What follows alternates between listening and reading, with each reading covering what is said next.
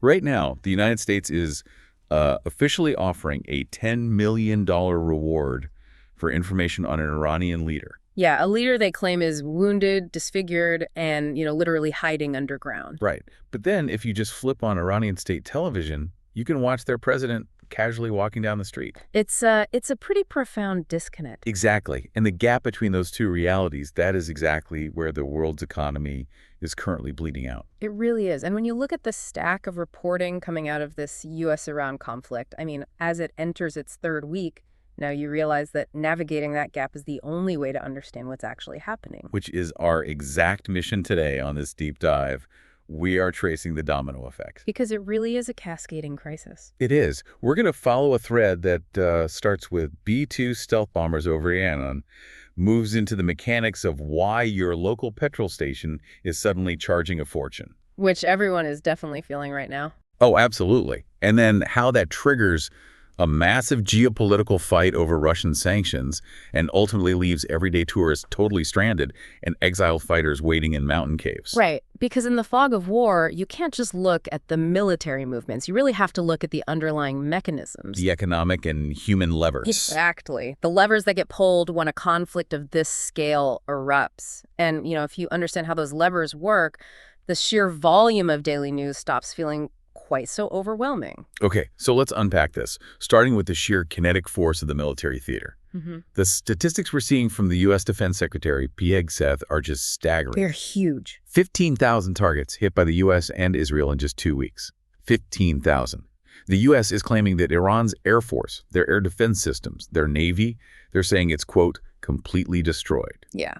And Central Command is backing this up by releasing all this footage of nighttime bombing raids by B-2 stealth bombers.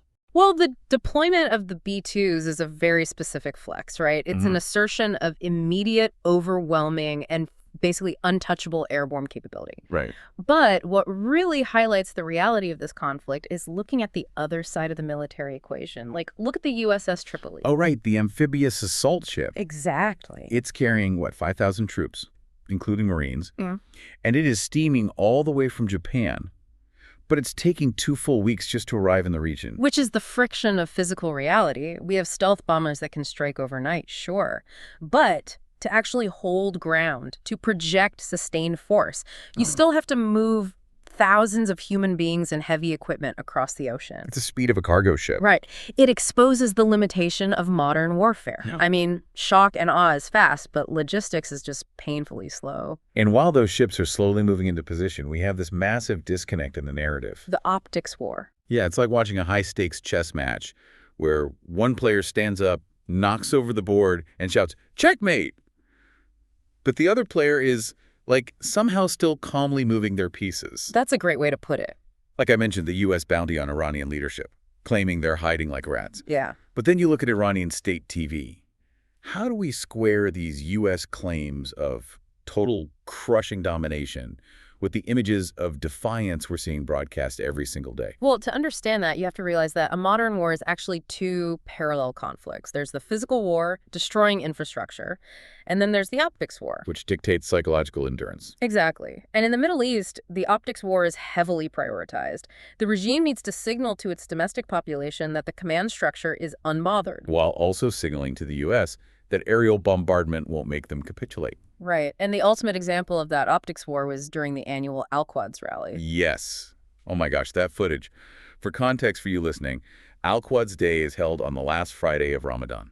It's an incredibly symbolic day, historically designed by Iran to show anti-Zionist solidarity. It's a massive public event. Right, so you have the hardline head of the judiciary giving an interview on the street during this rally. And literally on the left side of the television screen, an actual airstrike explodes in the background. Just a massive plume of smoke and fire. Yeah, and the guy doesn't even flinch. He just calmly states that Iranians are a mature nation who won't back down, and then dismissively calls Donald Trump not intelligent enough to understand them. Which is entirely performative, but highly effective. I mean, it is weaponized resilience. Yeah. They're projecting that, the physical infrastructure might be burning, but the state itself remains entirely intact and completely unfazed. But projecting resilience doesn't change the physical map. And that brings us back to why the USS Tripoli is steaming toward the Gulf in the first place. Right, because military dominance is about controlling physical space. Exactly. And the Tripoli is specifically trained to secure maritime choke points. Which leads us to the biggest one of all, the Strait of Hormuz. Think of the Strait of Hormuz like the only exit turnstile at a massive sold-out stadium. You can have all the oil in the world sitting in the bleachers, ready to go, but if someone jams that single turnstile, nobody leaves, and a panic instantly ensues. And right now that turnstile is completely jammed. Tankers are just sitting there. But it's not like Iran built a physical wall across the water. How exactly does a modern blockade work in practice? Well, it's largely psychological and financial. The Iranian Revolutionary Guard is broadcasting radio messages directly to commercial ships, officially banning navigation. But they aren't necessarily boarding every ship, right? No, the real mechanism is the threat of anti-ship missiles. Because of that threat, maritime insurance companies pull their coverage. And if a tanker can't get insured, it legally cannot sail. Wow. But the U.S. Defense Secretary is demanding these ships move. He is, but the U.S. Navy simply doesn't have the math on its side to provide individual naval escorts for thousands of commercial vessels. It's just logistically impossible. So the oil just sits there. We are talking about hundreds of millions of barrels subtracted from the global supply chain literally overnight. Which is why crude oil is settling around $100 a barrel higher. And here is where it hits your wallet. In the UK, in just under 2 weeks, petrol has jumped 8 pence a liter to an 18-month high. Diesel is up nearly 17 pence. It's brutal for the consumer. It is. And this has triggered an absolute political meltdown.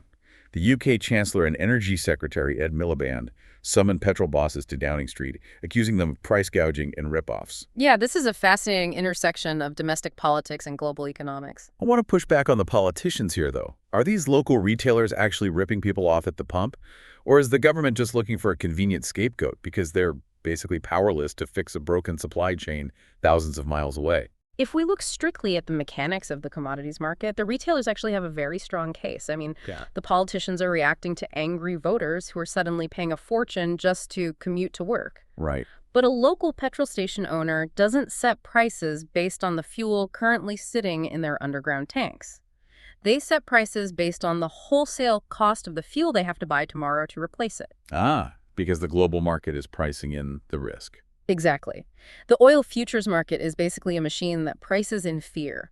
Traders in London and New York are betting on whether that turnstile in Hormuz will be closed for a month or a year. And that speculative panic drives the wholesale price up instantly. Right, before a single drop of physical oil is actually destroyed. The retailers are just passing on the replacement cost. But politically, complex futures market dynamics doesn't win votes. Pointing a finger at the local petrol station does. And the retailers were furious about being targeted.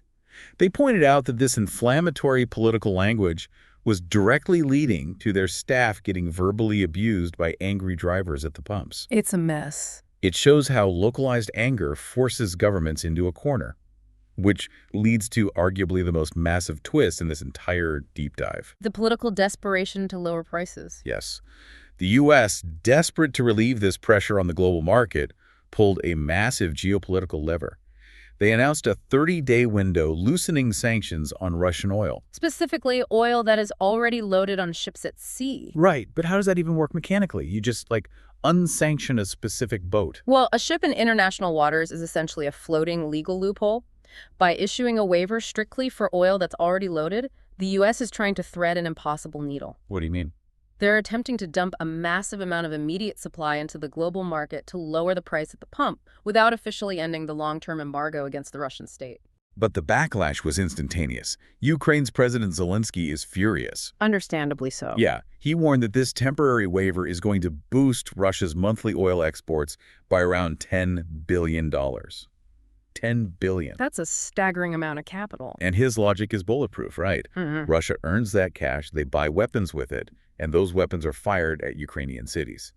It is incredible to watch the Western allies completely splinter over this.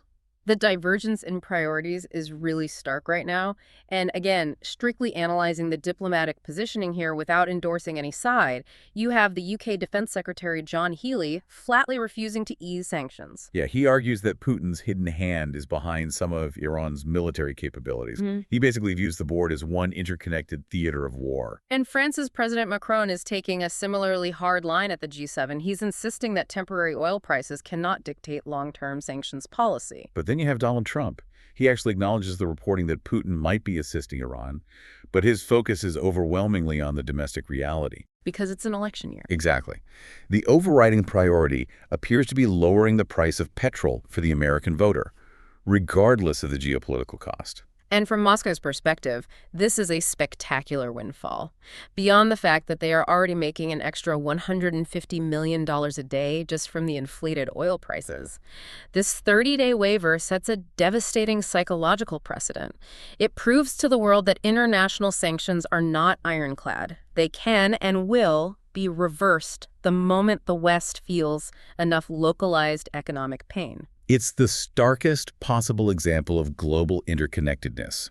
Because of the mechanics of energy futures, a war in the Middle East is quite literally funding a war in Europe. Yeah. And the pressures of a U.S. election cycle are dictating the survival tactics of Eastern Europe. But, while these leaders are playing this high-level chess game with sanctions and commodities, the physical board they're playing on is collapsing. We really have to look at the ground-level reality. Right. Because closed airspace and war zones aren't just stalling oil tankers. They are displacing millions of human beings. The humanitarian cost is immense. Inside Iran, the UN reports 3 million people have fled their homes. The Red Crescent is tracking 20,000 homes, schools, and businesses damaged or destroyed. Just unbelievable scale. You have rescue workers digging through rubble in narrow residential alleys. And it is entirely spilling over the borders. Because you cannot contain a kinetic conflict of this magnitude. We're seeing UK Typhoon jets flying defense operations over the Gulf, actively taking out drones. In Oman, 2 people were killed after security forces intercepted a drone near an industrial area. Right, and even a building in Dubai's financial district was damaged by falling debris. And the paranoia is so intense that police in Abu Dhabi arrested 45 people simply for filming the attacks on their phones and spreading what the government called misinformation. Well, when a region becomes an active combat zone, the first thing that shatters is the infrastructure of movement. The airspace over the Middle East isn't just restricted. It is a massive, gaping hole on the global aviation map. And this is where the conflict reaches out and touches everyday people living thousands of miles away. Because airlines don't just fly over war zones, they have to violently reroute entirely. Right. While 70,000 British nationals managed to scramble onto flights home, tens of thousands of others found their connections through major hubs like Dubai, Abu Dhabi, and Qatar abruptly canceled. The compounding effect on commercial aviation is just brutal. When a hub like Dubai shuts down, the planes aren't just delayed, they're physically trapped in the wrong part of the world. Which cascades into cancellations globally. Exactly. And the stories of the people caught in this are so stressful. Take Debbie and Ardan. They went on a standard 2-week tour of Sri Lanka. They have now been stuck in a budget hotel for a month. A month. They're washing their clothes by hand in the sink, desperately trying to log in and work remotely while their tour operator scrambles for a route out. Or look at Henry and Aniko. Yeah, their situation really highlights the financial trap of a fractured supply chain. Completely. They were attending a wedding in India when the airspace closed. They have a baby, Esther, waiting at home in the UK with grandparents. That's terrifying. They spent 4 agonizing days constantly refreshing travel apps, watching the few available flights sell out in real time.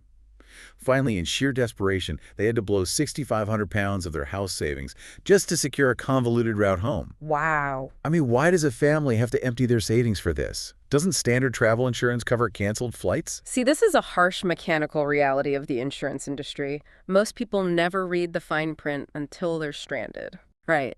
But standard travel insurance policies contain very specific, ironclad force majeure and war exclusions.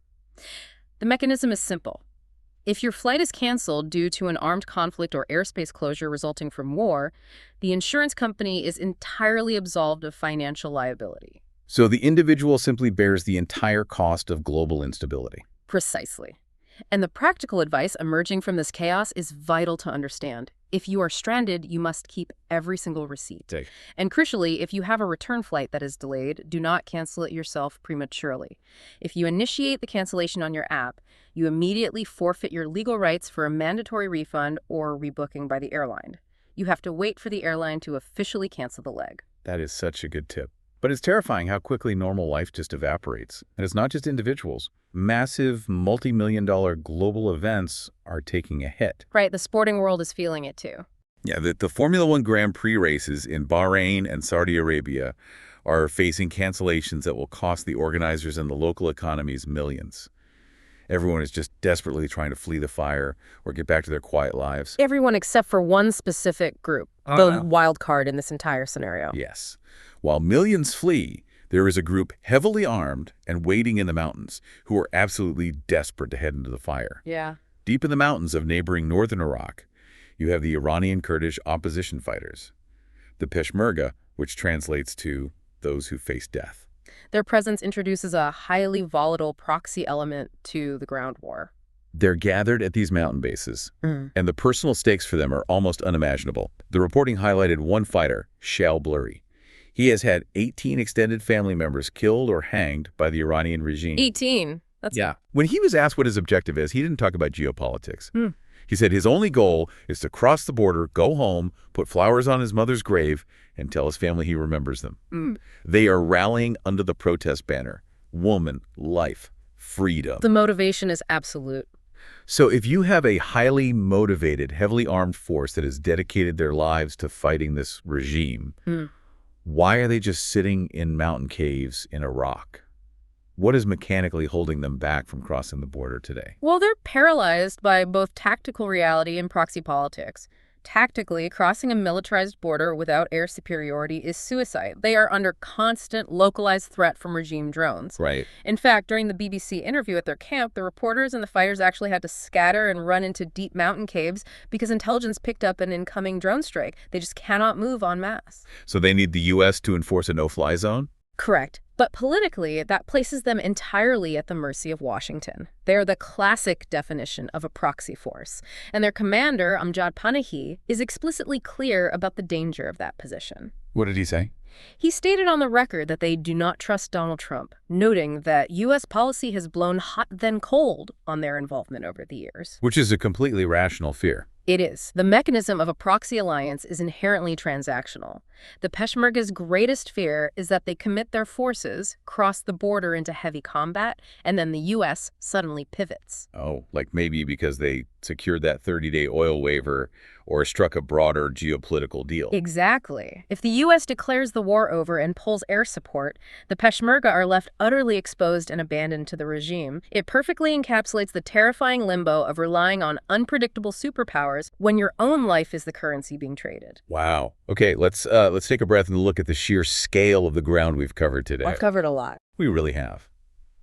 We started with the kinetic reality of B-2 bombers striking 15,000 targets and the psychological optics war being waged on state television. Right. We broke down the mechanics of the Strait of Hormuz, showing how the oil futures market instantly spikes the price at your local petrol station. We watched how that localized political anger forced a massive U.S. sanctions waiver that is now funding Russia's war in Europe. The domino effect. The domino effect, exactly. And we followed that thread all the way down to a family blowing their life savings to escape India and exiled Kurdish fighters waiting in mountain caves, hoping a superpower doesn't change its mind. It is a dizzying web of cause and effect, and I want to leave you, the listener, with a final concept to mull over as you go about your day. Okay, let's hear it. When we look at this conflict through all these interconnected lenses, we aren't just seeing a war in the Middle East. We're looking at the absolute terrifying fragility of our modern, hyper-connected world. We've spent decades building this incredibly efficient, perfectly calibrated global machine, but we are discovering the fatal flaw in that design. A single point of failure. Exactly. A single jammed turnstile in the Gulf doesn't just halt cargo ships. The mechanics of our global economy dictate that this one blockage determines whether a family in the UK can afford the fuel to drive to work. Right. It dictates whether Russia has the capital to continue its bombardment of Ukraine. And it dictates whether a couple stranded in a foreign country can ever afford to get back to their child. So the question we all have to ponder is this. In our relentless pursuit of a seamlessly connected global economy, have we accidentally built a machine where a single broken gear in the Middle East can grind the entire world to a halt? That is a brilliant and honestly chilling thought to end on. Thank you so much for joining us on this deep dive. Stay curious, keep looking for the hidden mechanics behind the headlines, and always keep questioning the connections in the news you consume. We'll catch you next time.